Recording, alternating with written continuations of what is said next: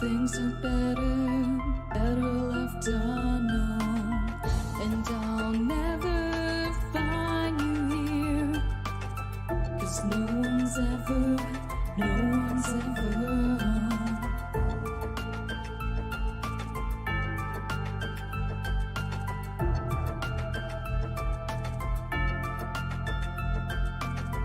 Oh, what a widow, a peaceful spider. When the glass is clean, she's a sneaky hider. Hide the lies and the alibis. Oh, what a sinner. Is it in her?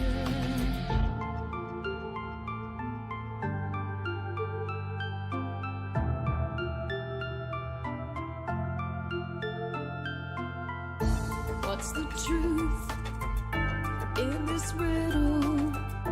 Is love really just this simple? I can't seem to find my way in this world that never stays.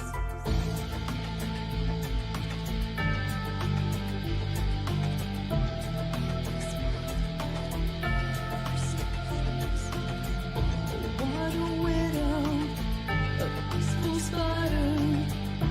When the glass is clean, she's a sneaky hider. Hide the lies and the alibis. What a sinner, is it in her?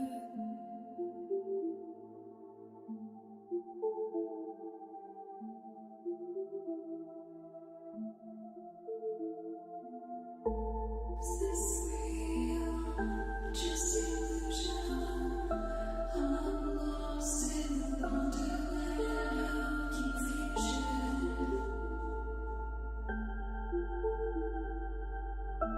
I'm lost in a wonderland of confusion. Is this real or just illusion?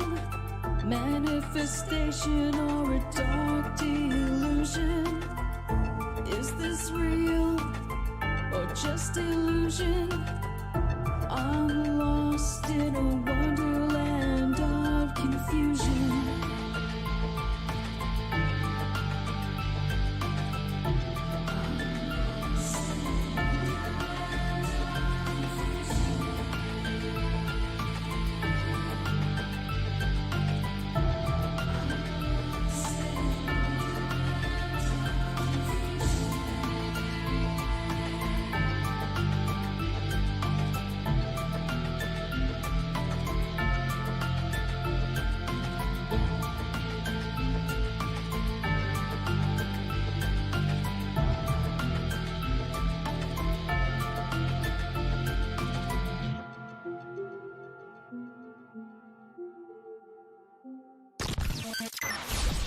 Ripon Rabbit Hole is a community-driven radio.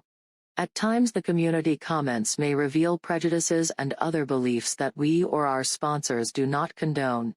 Views or opinions expressed by the community, callers, or guests, are those of the individual speaking and do not represent the views or opinions of this site. Ripon Common Sense content is intended for mature audiences only. Enjoy. Multiverse broadcasting system initiated.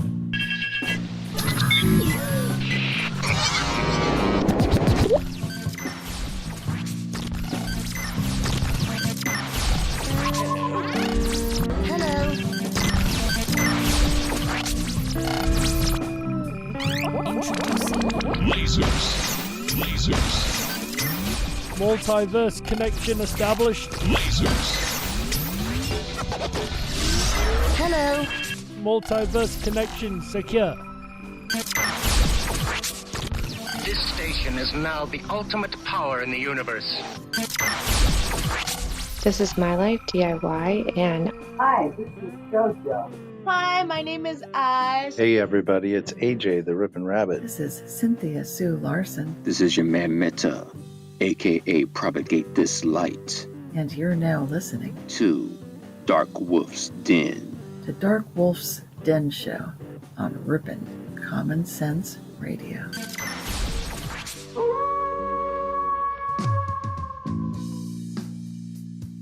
Are ghosts real? We had 1,000 hours of continuous communication with the spirit world. Does time travel actually exist? The laws of physics seem to be compatible with time machines. You know, sometimes I wonder about reincarnation. Don't you? A 4-year-old boy in Adelaide, Australia, has told his parents that he used to be Britain's Princess Diana. What would happen if the world found out that aliens were real? I didn't say disclosure would be easy, but what is the alternative? To establish a space force as the 6th branch of the armed forces. We have so many questions and yet so little time, so to have you here, the pleasure is all mine. Coming to you from a secret cave, hidden deep within the wilderness. This is the Dark Wolf's Den Show.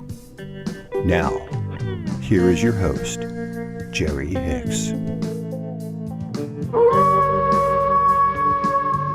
That's right, I am Jerry Hicks, also known as the Dark Wolf, and we are broadcasting live across the multiverse from a secret cave hidden deep within the wilderness of Tennessee. That's right. We're ripping through the electromagnetic soup, tearing through the atmosphere, and tunneling away into your radio like a quantum particle. This is the Dark Wolf's Den Show for Saturday, September the 18th, 2021.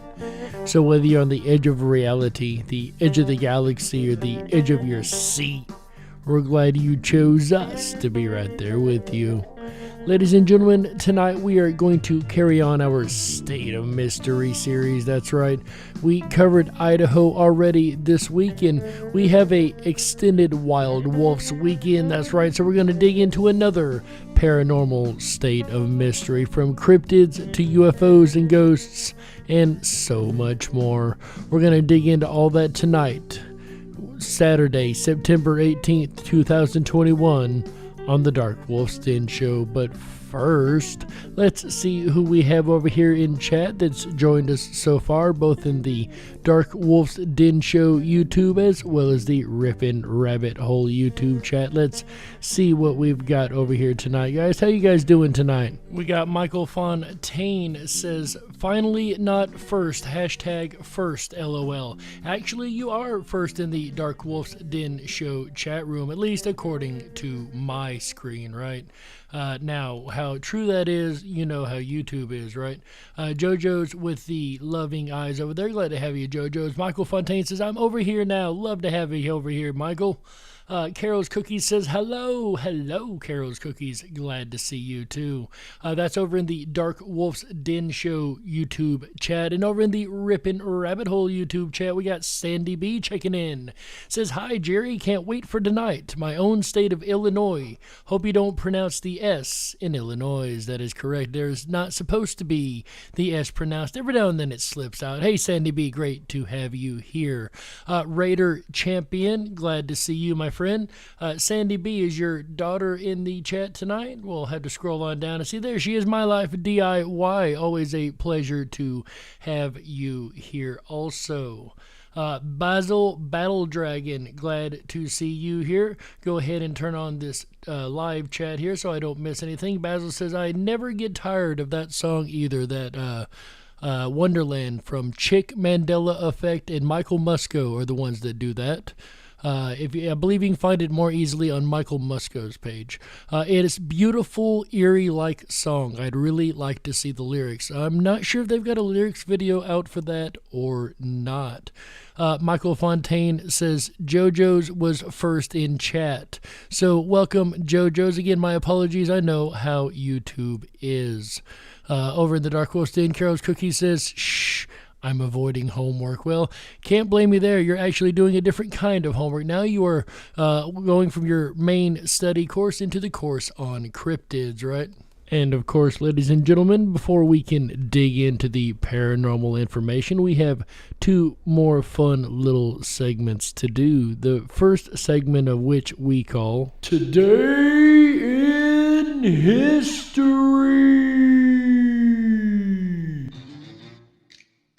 That's right. On this day in 1964, the TV series The Addams Family, starring John Astin, Carolyn Jones, Ted Cassidy, and Jackie Coogan, premieres on ABC TV.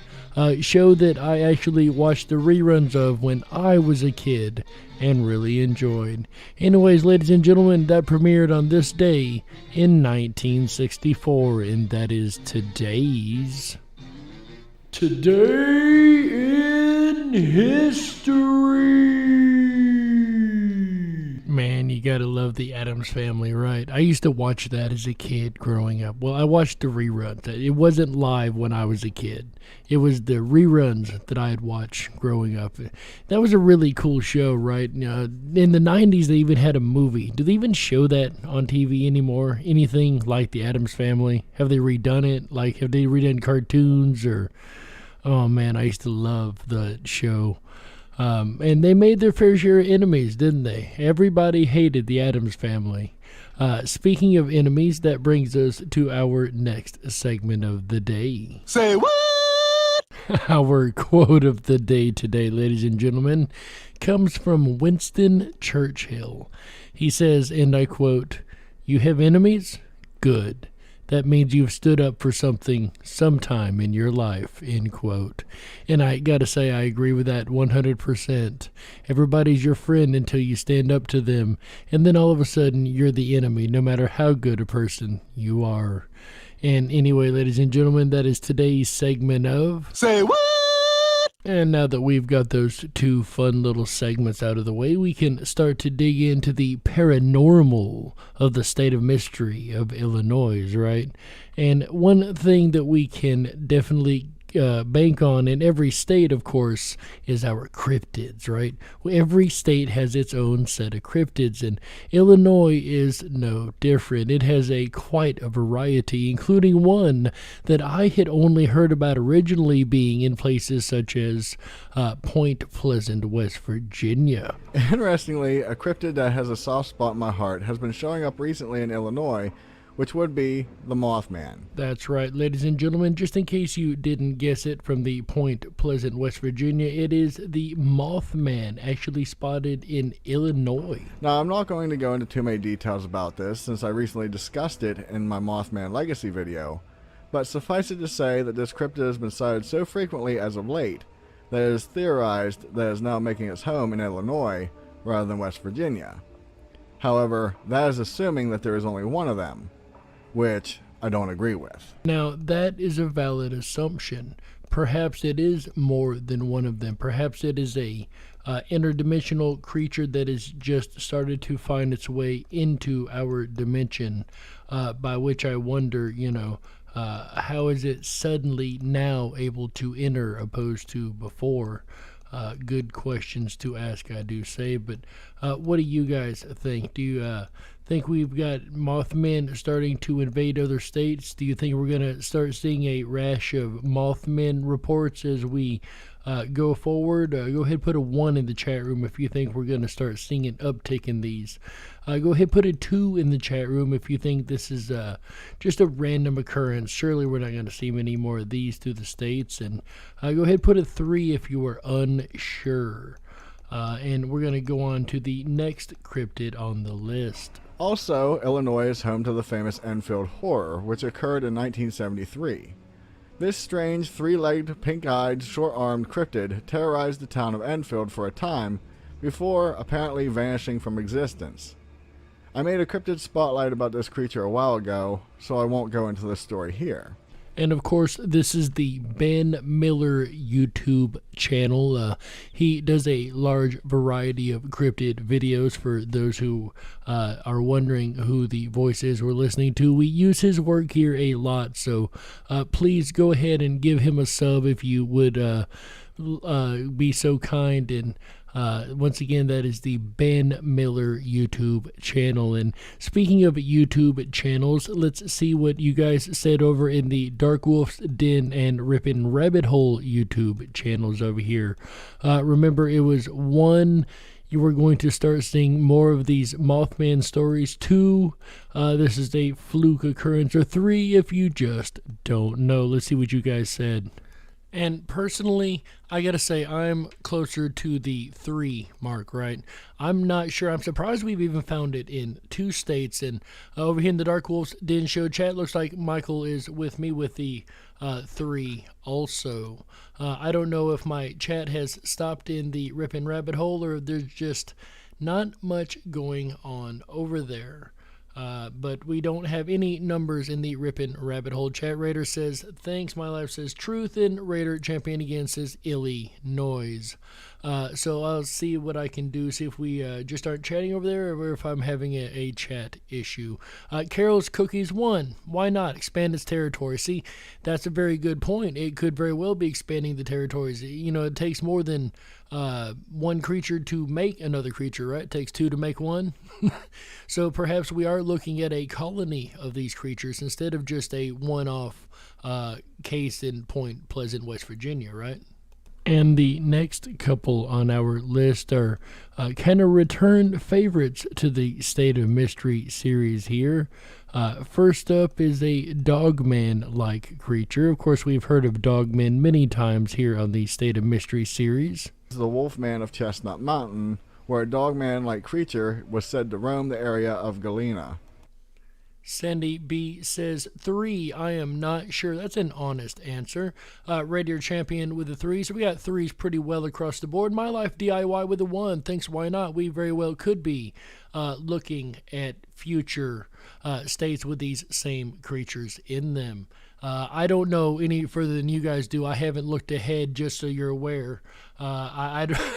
We very well could or could not. I'm kind of on the fence, like I said myself, with that.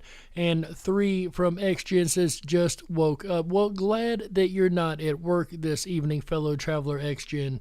Glad to see you here with us tonight. According to what I could find, this creature was spotted a few times. It stood around 5 to 6 feet, had human-like hands, and oddly enough, glowing white eyes. Most sightings of this kind note red or yellow, so this is a rarity. And that is an interesting catch there, glowing white eyes, not yellow or red that we do normally find in these spooky cryptid stories. So to me, that just adds another layer of believability to it, right? It isn't your classic demonic horror scary creature with red eyes that's gonna get you. This one actually had white eyes like a regular cryptid or a regular creature of the world would. You guys know what I mean? Like you and I have white eyes, right? You can see the whites of our eyes. Once again, that just adds a little bit of credibility for it to me. There are 3 known sightings, with 2 of them involving passengers in a vehicle seeing a wolf-like being walking on its hind limbs and then leaping great distances off the road as the car passes by. I promise I have not been to Illinois, so whatever it wasn't me this time. I swear to God. The other sighting is referencing an encounter where a psychologist apparently was attacked by the creature, but I could not find anything about this story, and I really want to know what happened. So do I, Ben, but that kind of sounds to me like a skinwalker, right? You guys remember the story, the skinwalkers we've covered a multitude of times on here? Had human-like hands, but a wolf body, right? Very well could be a skinwalker or a wendigo. Go ahead, put a 1 in the chat room if you think this was a werewolf-type creature. Go ahead, put a 2 if you think it was a wendigo or a skinwalker, either one. Put a 3 if you think it was a prank, and go ahead and put a 4 if you're just unsure altogether. And while we are waiting for those responses to come in, we're going to visit another old fan favorite of ours here on the State of Cryptid series, one that we've tracked across pretty much every state that we have visited so far. Within this state's cryptid topic, there are quite a few creatures that can only be classified as Sasquatch-like. So let's talk about them first. Okay, now I'm intrigued by the difference between Sasquatch and Sasquatch-like, right? The next cryptid we have is called the Farmer City Monster. This one was actually quite tough to pin down, since not a lot of people talk about it, and for the fact that it has 2 names, with the other being known as the Salt Creek Monster. This discrepancy comes from where a lot of sightings took place, and many people trying to figure out if they were in fact the same creature. So we're gonna go over both of these case files and see if you guys think they are the same creature. From all accounts, this creature is ape-like, has grayish-white fur, an absolutely terrible smell, and its most notable feature is its glowing yellow eyes. So we have some really important pieces of information here. First, we have a ape-like creature, gray and white fur, a really bad smell, and yellow eyes. Again, we remember the last cryptid we just talked about had the white eyes, and we did mention that the yellow or the red eyes are usually what is reported in these cryptid cases, but let's see what else we have about this case. Remember this description of this creature. It will be important here shortly. It all started in the early months of 1970 when farm animals were found dead in Farmer City. Not much thought was given to this, but later a couple parked at Lover's Lane were shocked to see they weren't as alone as they wished to be. Why is it always the ones up at Lover's Lane, right? Let's see what we got over here in the chat room. Sandy B says 3, not entirely sure. And that's about all the numbers we have over there. Sandy B says 1, smells usually mean Bigfoot. Yeah, that's true. Michael Fontaine with the My Life DIY with the 1 or 2. Yes, it is absolutely real. Good chance that it's a skinwalker or a Wendigo. Michael Fontaine with a 4. Not so sure. There outside the car stood a tall, white, hairy creature with yellow eyes peering into the windows. The couple shined a flashlight on it and it quickly ran away into the forest. This started a rash of sightings that appeared to be the same creature, but every time someone got near it or noticed it was being watched, it ran away. And this is something that is actually quite common in Bigfoot sightings, is the fact that they run from us more than we run from them. Of course, we heard the other night about the Bigfoot that left a rock kind of as a thank you to the person that left them food, but still there was no interaction, and you don't ever hear about any stories where Bigfoot has killed somebody. So clearly these are not aggressive creatures. They are more of a timid and shy hiding type creature, right? Otherwise we would have a lot more scientific evidence on them, right? Even a Farmer City police officer named Robert Hayslip decided to get to the bottom of all the numerous sightings, and during one such trek, he stated he heard something moving through the grass, and he did see a flash of yellow eyes. Later that same night, a campground would be completely destroyed, including the metal grommet eye holes being ripped out of a tent. Well, that doesn't necessarily mean that there's a Bigfoot, right? I mean, there are creatures that could easily rip the eye holes out of a tent and destroy a campground. I'm thinking something like a bear, maybe. For those of you who are thinking like I was when reading this story, it is said that it wasn't a bear. Apparently, Officer Hayslip and a conservation officer reported a call of people seeing the creature bathing in a stream. Of course, when they got near it, it ran away immediately. However, they did get close enough to catch a whiff of the creature's terrible smell. After inspecting the area, they found footprints that they described as not being a bear, but were human-like and massive. And to quote the guy we heard in the Idaho show the other night, a bear doesn't leave no footprint like that, end quote. This creature was seen multiple times after this. However, it all ended when a few days later, a group of construction workers were on their way to their job site in a van, when the same creature was seen running.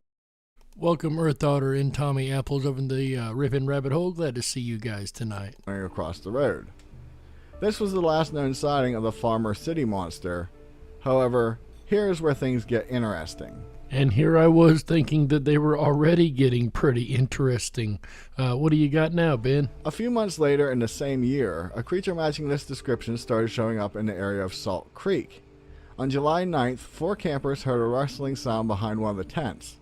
So they turned their nearby car headlights on, which revealed a man-like creature knelt down by one of the tents with grayish white fur.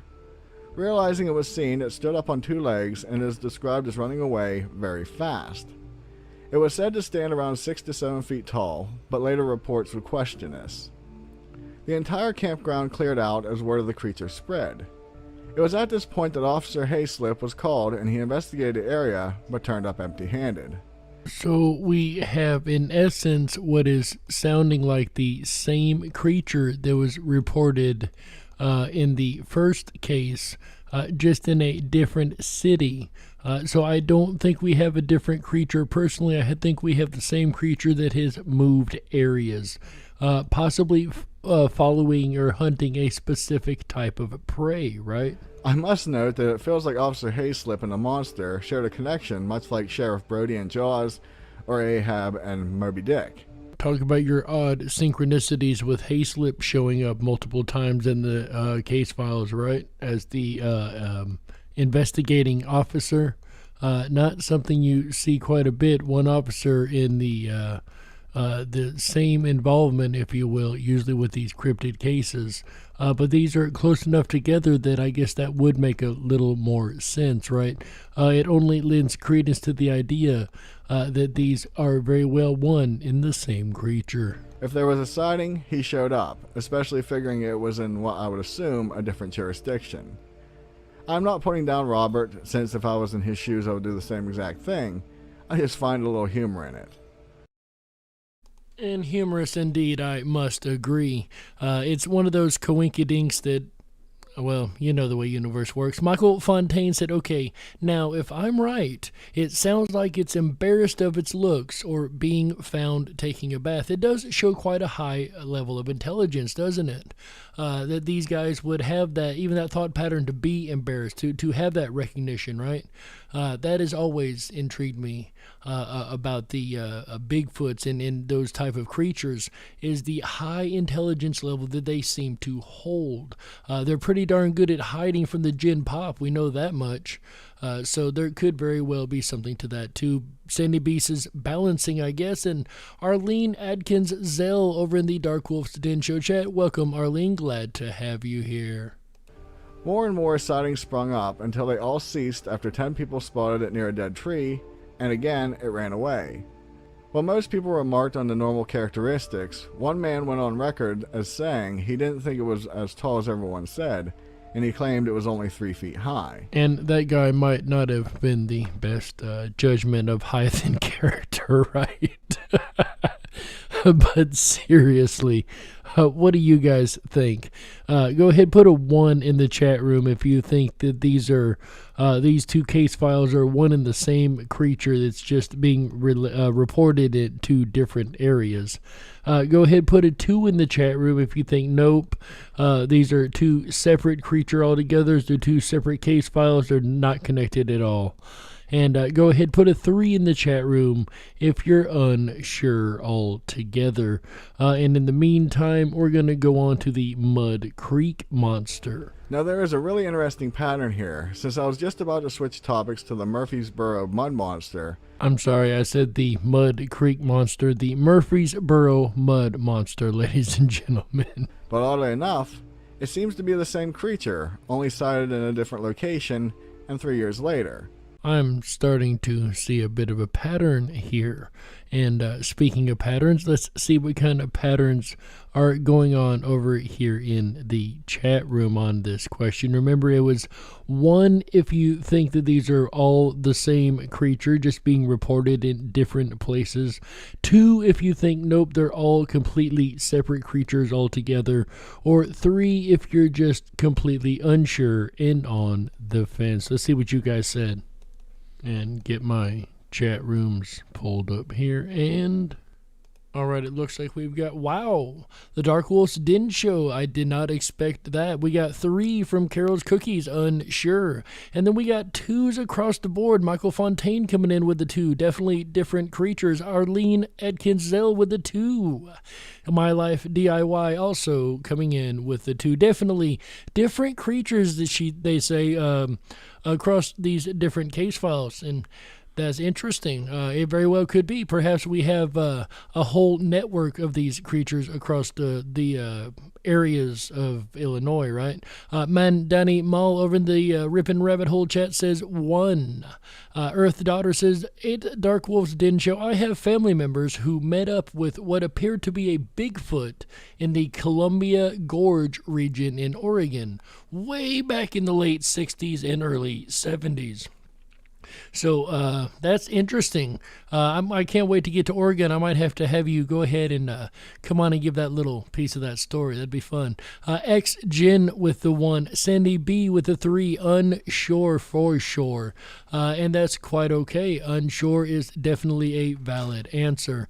Earth Daughter said it was my grandmother, grandfather, and 2 of my aunts who say they watched it cross the road right in front of them. Those are always great stories, right? When you get that up close view of a creature like that. Raider Champion sitting over there on the fence also with the 3.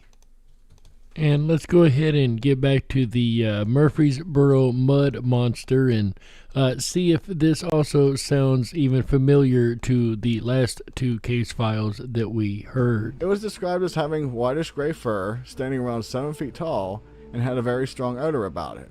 Sounds pretty similar, doesn't it? To me, that sounds quite similar to the other 2 case files. One main difference is that this creature is normally seen caked in mud, but also has developed the ability to scream.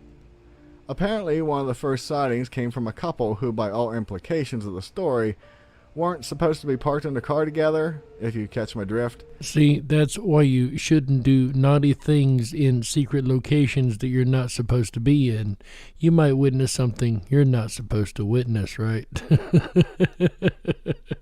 But they heard a scream, and when they turned on the car headlights, they saw a muddy, white-furred creature walking towards them. The officer on duty...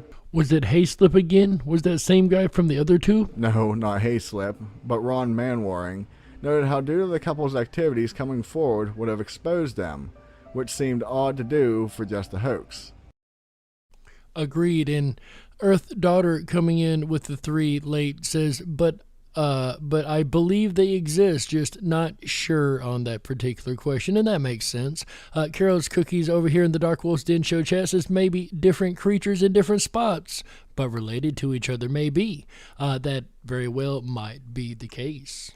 And I've always said that, case files are much, much more credible when they have a serious impact on the witness's life.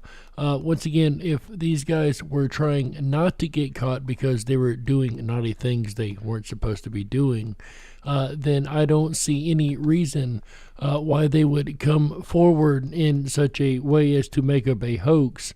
That is the worst cover I've ever seen. I don't know of anybody who's been caught where they're not supposed to be, and Bigfoot has been a valid excuse, if you will, a valid getaway, So once again, I find it interesting that this couple who had had a lot to lose apparently did come forward with this story and have stuck to their story just the same. It makes it harder to call it a hoax at that point, right? Sightings continued until the creature was seen near the edge of a farm. Police dogs were brought in and followed the trail to a barn, which they refused to enter. Apparently the police didn't feel comfortable entering either, since they stated it was probably just a bear, even though large footprints were found and strange slime was found in the trees where it was first seen. So once again, I'm going to go ahead and repose that same question I posed the last time. Go ahead, put a 1 in the chat room if you think, once again, we are still looking at the same creature, just in yet another location. Go ahead, put a 2 in the chat room if you think, no, this is yet another different case file, different creature altogether.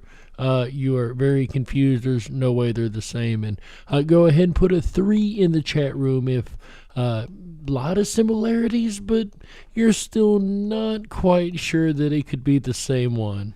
I won't go into it much, but there is yet another creature who is similar to both of the previous, and it is known as the Coal Hollow Road Monster, or Cohomo. You have got to be kidding me. There's either a family of these things or one guy that really gets around. This creature looks exactly like the other 2, but this one shrieks, and it was seen in 1972. Mandani Mall brings up a darn good point here. Says, yeah, slime, that's a thing, not. And I got to agree, Mandani Mall. That is one thing that I also noticed in the case file. I've never heard slime associated with any other Bigfoot cases.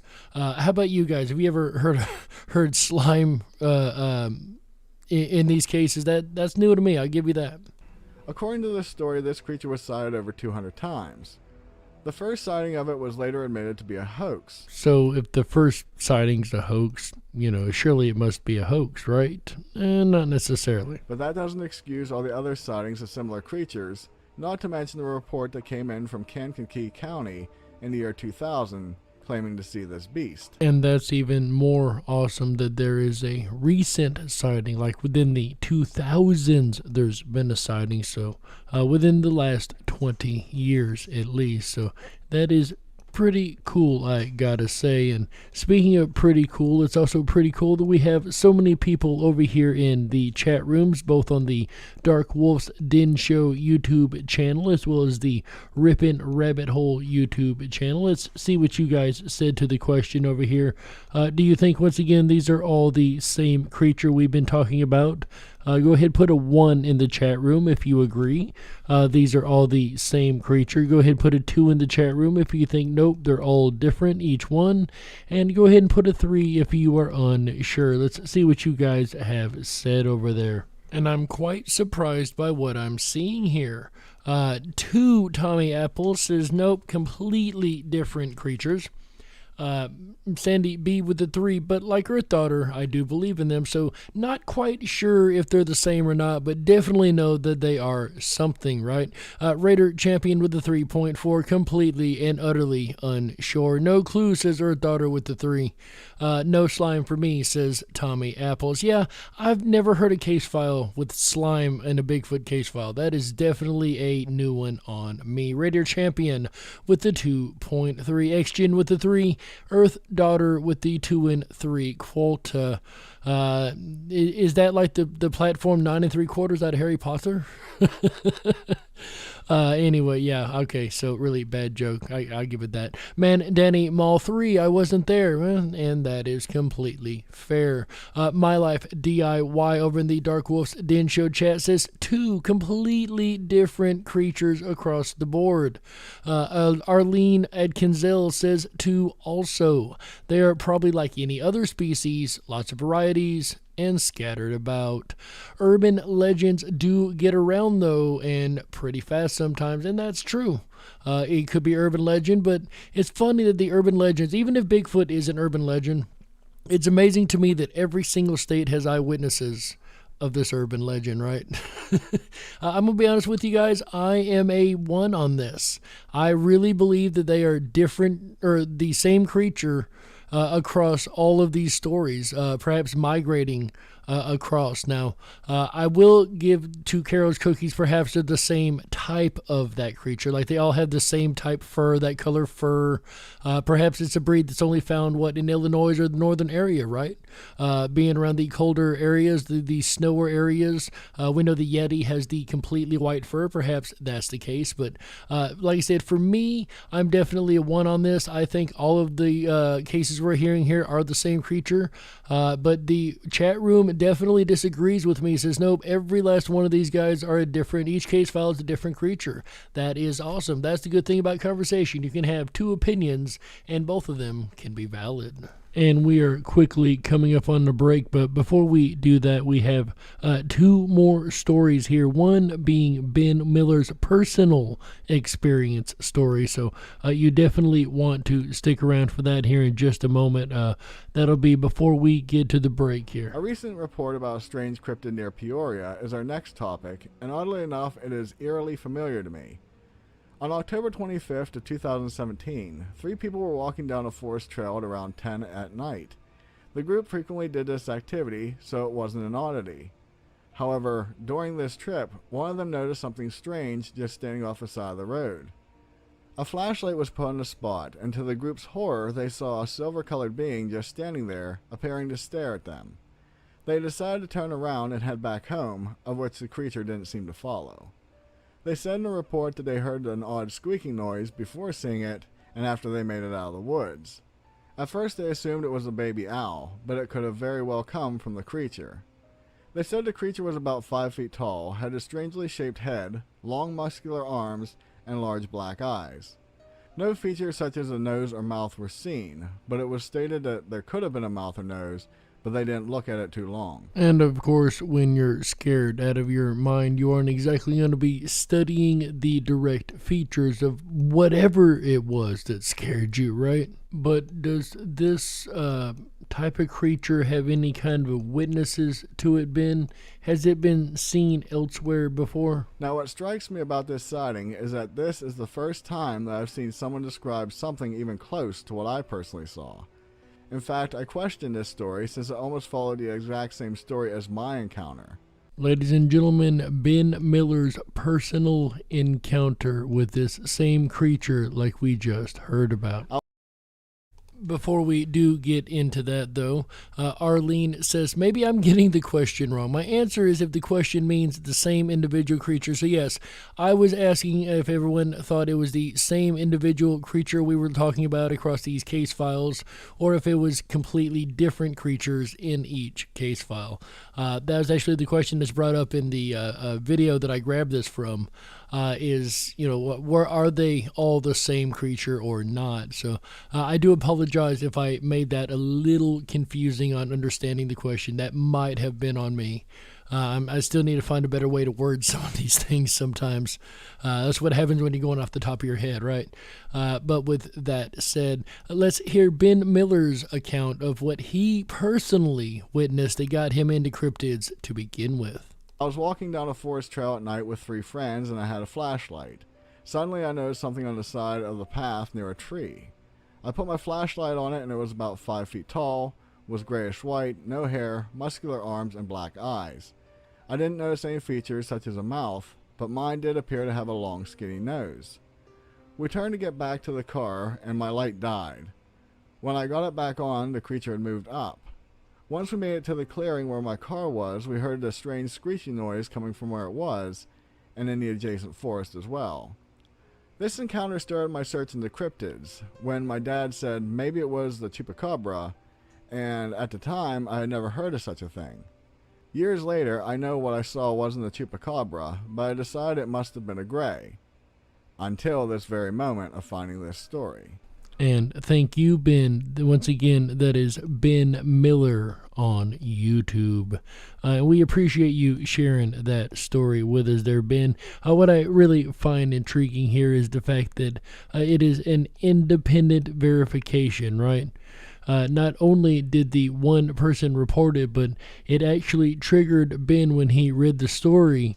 That is something that he has independently seen himself. So perhaps it was a gray, perhaps it was a cryptid creature, perhaps it was a Bigfoot. There's no telling what it was, but what there is to be sure of is that there was something. But with that said, ladies and gentlemen, we have to go ahead and take a network break right here. So my name is Jerry Hicks, also known as The Dark Wolf, and you're listening to the Dark Wolf's Den radio show exclusively on Ripon Common Sense Radio Network, the Ripon Rabbit Hole. We'll be right back with the second half after these messages. Don't you touch that dial. That's right. We gotta stoke the fires and run off the men in black. Don't touch that dial. We'll be right back.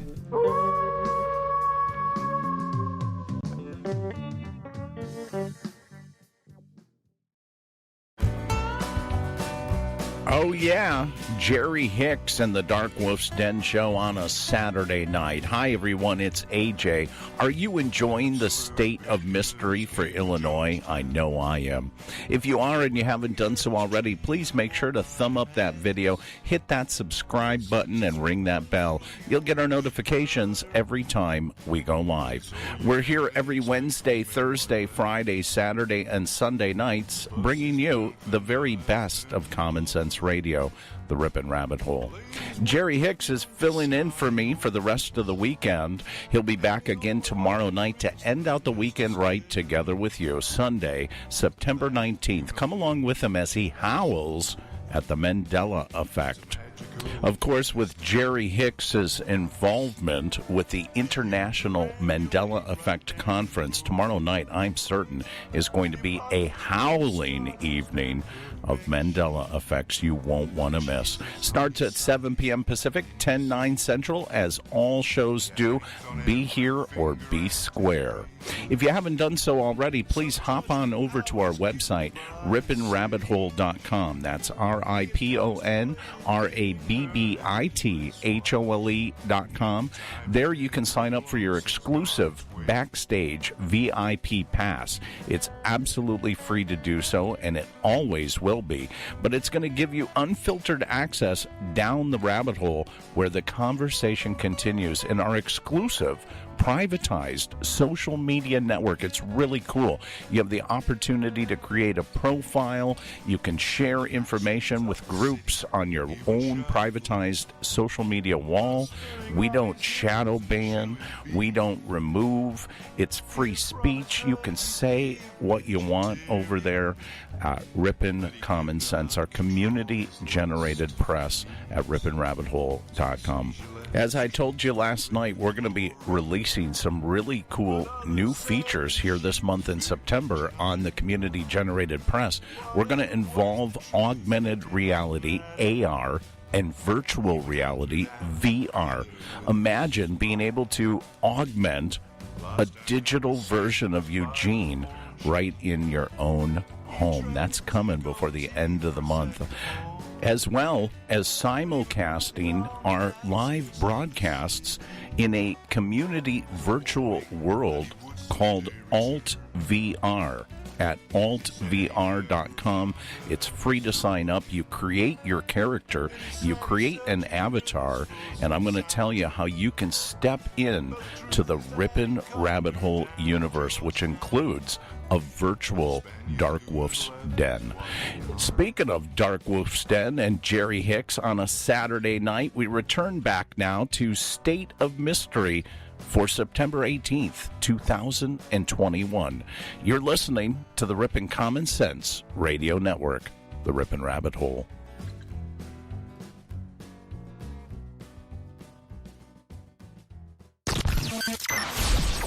Re-establishing multiverse connection.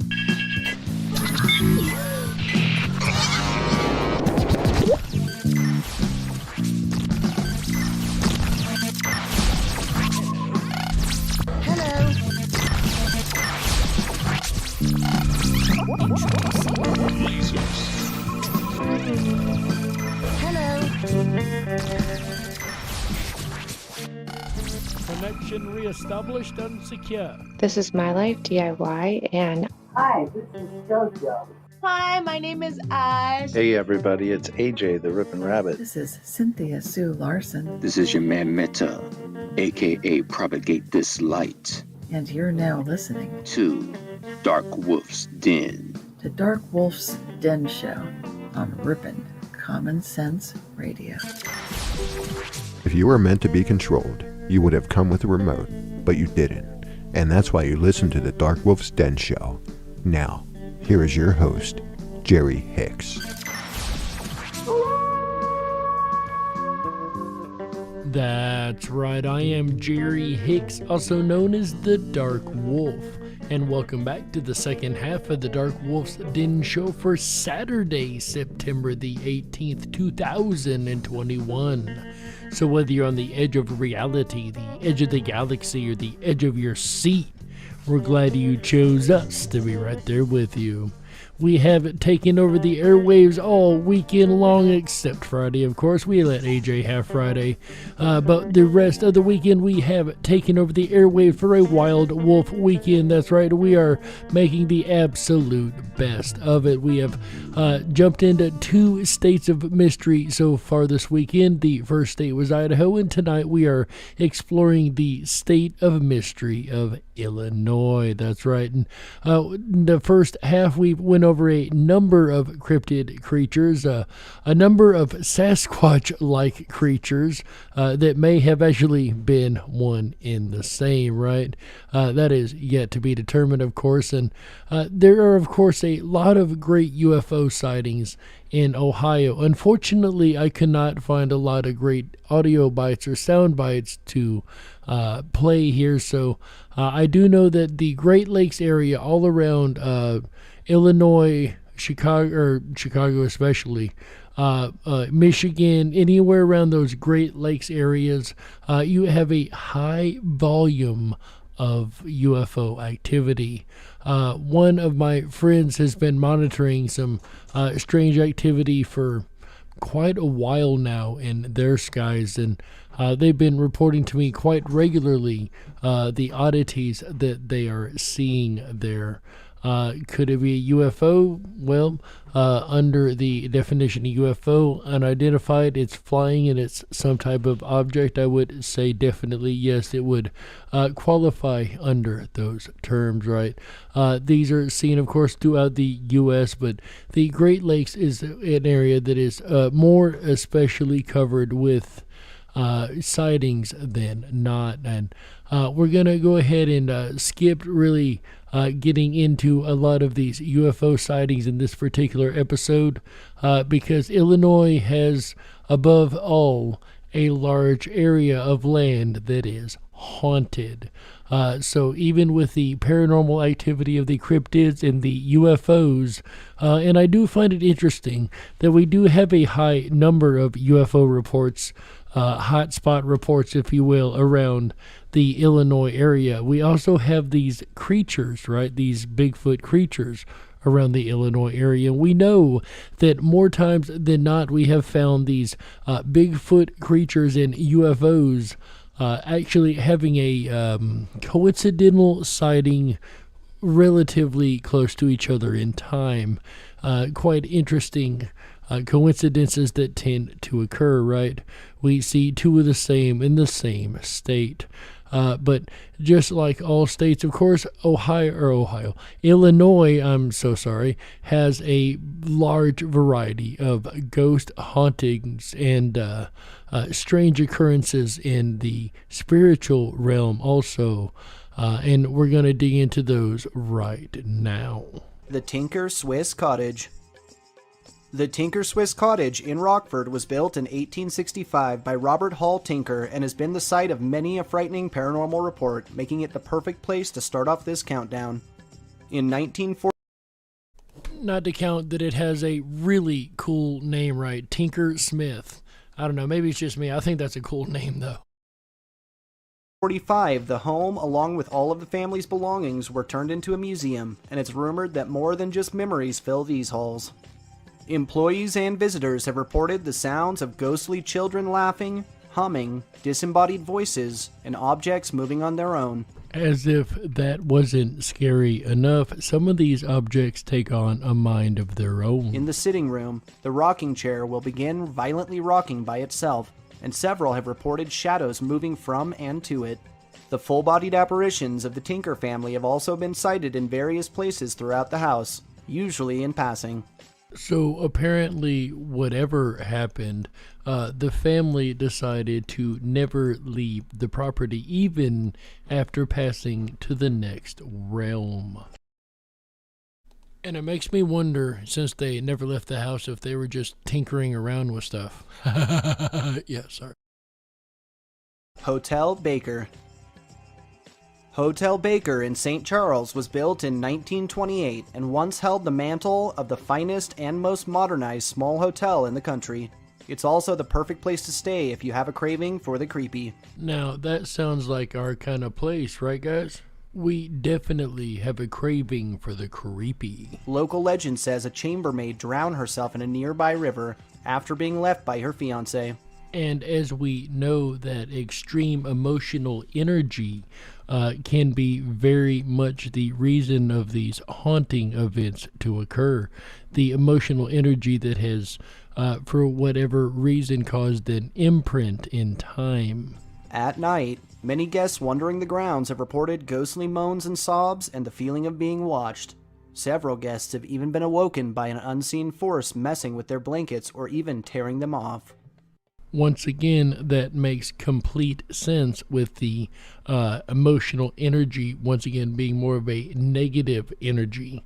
So it would portray itself in a negative fashion, as we hear in this particular story, like the bed covers being removed, kind of a poltergeist type energy. Once again, that would be related to the negative energy of the emotional presence of the person that died, of course, in that highly excited emotional state. But what do you guys think? Go ahead, put a 1 in the chat room if you agree with me, if you think it's a negative, energetic, residual energy haunting. Go ahead, put a 2 in the chat room if you think it's a classic spirit ghost haunting. Go ahead, put a 3 in the chat room if you're not quite sure either way. The St. Valentine's Day Massacre site. The St. Valentine's Day Massacre on February 14th of 1929 was a brutal attack by Al Capone's gang on associates of rivals, the Morgan Gang, leaving 7 dead in a garage on Clark Street. The bullet-ridden brick wall has since been removed and replaced by a row of trees. Those walking through the area, especially at night, report unusual lights and fog, pets acting strangely, disembodied screams, and the sound of gunfire so real the police have even been called on multiple occasions. This here definitely sounds like a residual haunting, almost like a stone tape haunting, right? And we know Al Capone caused a lot of trouble in Chicago, so it's no wonder that that area would definitely be haunted. Once again, you have a highly energetic, emotional state, a traumatic event, if you will, that was occurring very all of a sudden to most of the victims of it. But let's go ahead and see what you guys said about that last one there. Remember, it was a 1 if you think it was a residual haunting, a negative energy just causing the things in the hotel to be ripped off the person and whatnot, just like this residual haunting here, the negative energy. Or do you think with a 2 that it is a regular standard classic spirit, or with the 3 and the unsure? Let's see what you guys said over there. And we have some interesting answers coming in here. I'm going to start at the bottom this time on the Ripon Rabbit Hole chat. XGen says 4. Residual electromagnetic energy, caught in a time loop, a 4. All right, that's fair enough. Going up from there, we got 2.5 by Earth Daughter, so definitely headed towards the unsure component on that one, right? 1 says Sandy B. Over here we also got 1 from XGen also. So he went from a 4 to a 1. Definitely a time loop possibility, but a 1. Alva Yarder with the 1. Raider Champion with the 1.3. Mandani Mall sitting on the fence. Not entirely sure on that one. Arlene Adkins Zell with the 3. The Purple Gang, says Michael Fontaine. And My Life DIY sitting on the fence also with the 3. And let's see what our next haunted location is. The Clark Street Bridge. The Clark Street Bridge in Chicago is the 8th bridge built at this point and opened in 1929. The SS Eastland, a steamboat set to take off on July 24th, 1915, capsized while docked at the bridge, killing 844 passengers and crew. Those crossing the bridge, especially at night, report odd lights, shadowy apparitions, and strange mists that come out of nowhere. Also reported are the disembodied sounds of screams, cries, and moaning, usually emanating from the water, where it's believed the tortured souls of the SS Eastland are still trapped. Now, last night I had the pleasure of speaking with someone who has crossed this bridge more than once, and though they said they have never experienced anything paranormal there themselves, they tell me that it definitely has a very creepy feel to it in general. Have you ever been someplace and there was just a very creepy, negative, energetic feeling just being there? That is what they kind of described to me. Being on this bridge is just a very energetically negative, creepy feeling in this area. But let's see what we have up next on the list. The Dana Thomas House. The Dana Thomas House in Springfield was built for Susan Lawrence Dana in 1902, where it's rumored she held many seances and dabbled in the occult. As we know, holding seances and dabbling in occult work and magique is definitely a way to call in spirits to this realm. So we're already starting out on a classic way to get a haunting to begin with. Visitors to the house report humming coming from empty rooms, disembodied voices, curtains moving on their own, and chairs moving, even so much as being thrown downstairs. Throughout the halls, many have also reported abnormal cold spots, lights turning on and off, doors opening and closing by themselves, and a woman in black that is believed to be Susan, keeping an eye on her beloved home. Well, if that doesn't have all, and I mean all of the tail marks of a classic haunting, I don't know what does. One thing we don't hear a lot in a lot of these ghost stories from these states, interestingly enough, are these cold spots. This is something I've experienced more than once in the field doing different research, paranormal research. And not even doing research sometimes, just happen to be in the right place at the right time, right? But that is definitely something that is a classic haunting trope, if you will. A classic detail is that sudden cold spot area. And it's not a surprise that one would love their home enough and have put enough energy and work into their home to want to come back and caretake it, even from the other side.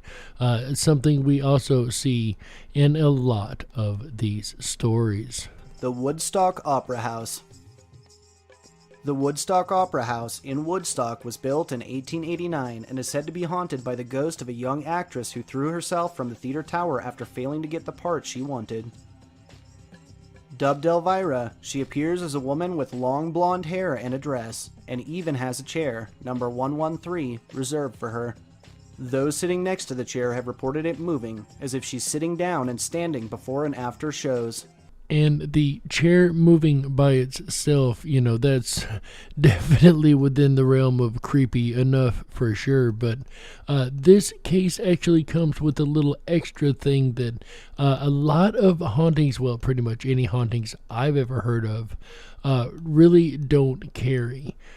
Check this particular part of this case file out. The scariest part about this haunting is that a number of actresses have reported feeling compelled to climb the tower staircase, almost as if under hypnosis.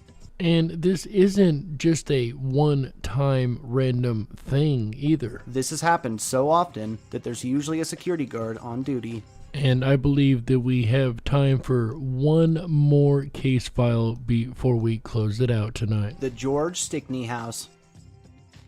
The George Stickney House was built in Bull Valley in 1836 for George Stickney and his wife. It's rumored that the couple held several seances in the home, which is believed to be why the house was built with no 90-degree angles, as it's believed spirits could get trapped there. And once again, it seems like they decided to prime this area for supernatural activity by using seances and probably different types of magique, one would imagine. But it may have been that their idea of spirits not getting trapped in square corners may not have been as spot on as they hoped it would have been, or as successful for that matter. Residents and visitors to the home report unexplainable hammering noises, disembodied footsteps, and phantom voices when the home is empty.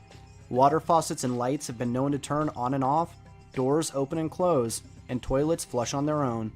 Many have seen full-bodied apparitions, and some have even been shouted at by the spirits here.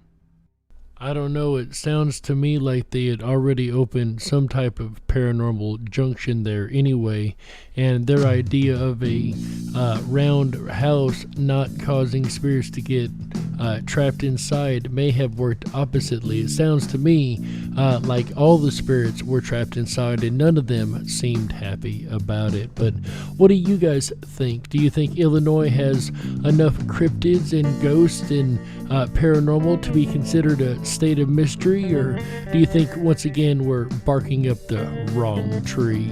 In the end, ladies and gentlemen, all you can do is look at the evidence, apply a little common sense, and you be the judge. We got to close it out. That's right, that's it for this episode of the Dark Wolf's Den Show for Saturday, September 18th, 2021. So whether you're on the edge of reality, the edge of the galaxy, or the edge of your seat, we're glad you chose us to be right there with you.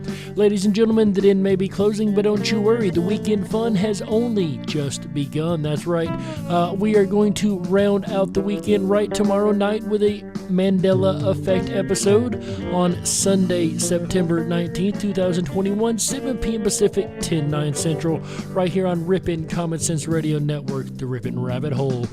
Tomorrow night we are going to be joined by a very, very special guest. AJ was right with my involvement in the International Mandela Effect Conference. We have got the president of the International Mandela Effect Conference, Miss Cynthia Sue Larson, to join us tomorrow night. We're going to have a general conversation on the Mandela Effect. There's no telling where it's going to go, ladies and gentlemen, but I'm sure it's going to be fun. And once again, that's going to round out the weekend here on Ripon Common Sense Radio Network for this particular weekend. I will be back on Wednesday, September the... I now have to check my calendar because I don't even know. Wednesday, September the 22nd, 2021, 7 p.m. Pacific, 10/9 Central, to kick the weekend back off right with you. With an all-new episode of the Dark Wolf's Den Radio Show, we will cover another state of mystery. Then we'll continue to kick it off right on Thursday night with another all-new episode of the Dark Wolf's Den Show. And you guys know how the weekends go here on Ripon Common Sense Radio. If you guys are interested in finding out what our schedule will be every week, you can do one of two things. First, you can go over to the riponrabbithole.com. That is RIPONRABBITHOLE.com. That's right. Over there, you're going to find the Listen Live section. This is where we post the upcoming events for the entire week on Wednesday afternoon. So you'll know all the Dark Wolf's Dens and Ripon Rabbit Holes coming out all weekend long. That's right. Alternately, you can also sign up for the Backstage Pass at the riponrabbithole.com. That's going to get you access to our emails that come out Wednesday afternoon, the same time that the site is updated. So if you don't want to take the time to go over to the site, just make sure you come on over and sign up for the email, and you just get that in your inbox once a week, every week. We do not sell your information, and it is absolutely free. That's right. Also, while you're over on the riponrabbithole.com, there is a multitude, a plethora, if you will, a large variety of fun things to do. First on our front page, there's always a great big featured news story. I'm going to go ahead and read the headline here because I just think it's really cool. The news story right now says, big announcement, Veritas to release C-19 vaccine whistleblower. So definitely check that article out. I know I'm going to here in just a couple minutes, and we always have good information like that up on the front page at the riponrabbithole.com. Also, make sure you check out the Convention of States. That is the following article. We also have a group over here on the riponrabbithole.com for the Convention of States. That's right. This is a grassroots movement that I feel very strongly about. If you're interested, definitely go check that out. More information in that group on the RiponRabbitHole.com. And we have many groups over there, from the Mandela Effect to the Traja group to Archaeology, Juanito 1975's animation, breaking news, and much, much, much more. That's right. Also, while you're there, make sure you check out the 24/7 Backstage Lounge. That is my favorite place to hang out, and where I will be going very, very shortly after the show. That's right, ladies and gentlemen. So much fun over there and so little time to check it all out. If you'd like to hang out with me, make sure you come on over to the 24/7 Backstage Lounge, where I'm headed right now. With that said, ladies and gentlemen, on behalf of AJ the Ripon Rabbit, Chick Mandela Effect, Michael Musco, Walt House, our incredible mod team over there in the YouTube channels, as well as everyone involved with Ripon Common Sense Radio Network, my name is Jerry Hicks, also known as the Dark Wolf, and you've been listening to the Dark Wolf's Den radio show exclusively on Ripon Common Sense Radio Network, the Ripon Rabbit Hole. Remember, until next time, ladies and gentlemen, stay awake, but dare to dream. That's right. How? Yeah. That's right. Good night, everybody.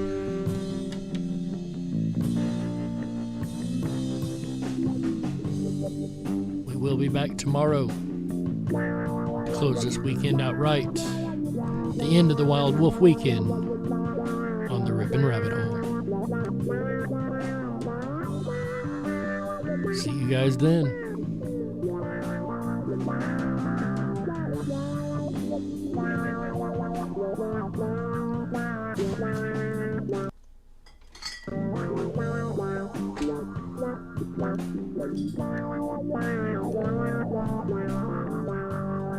Bye, everybody.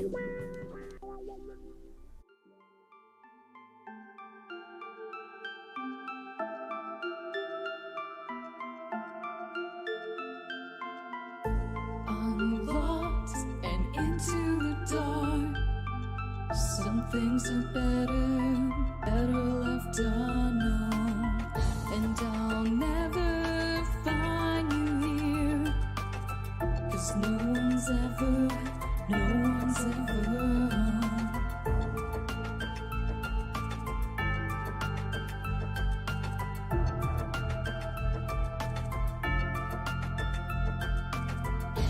What a widow, a peaceful spider.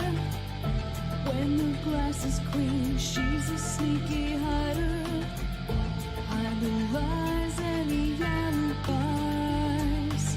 Oh, what a sinner, is it in her?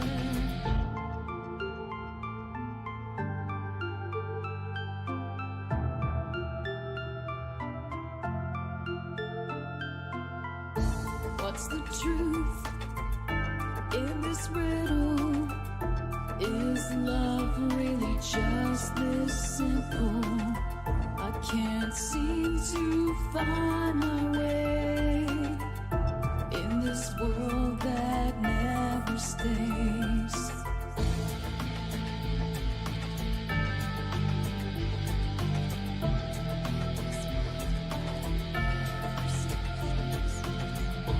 What a widow, a peaceful spider. When the glass is clean, she's a sneaky hider. Hide the lies and the alibis. What a sinner, is it in her?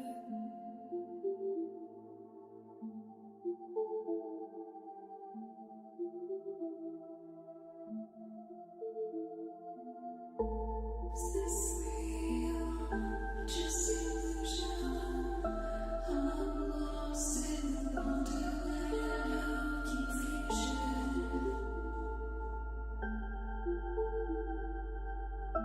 I'm lost in wonderland of confusion. Is this real or just illusion? Manifestation or a dark delusion?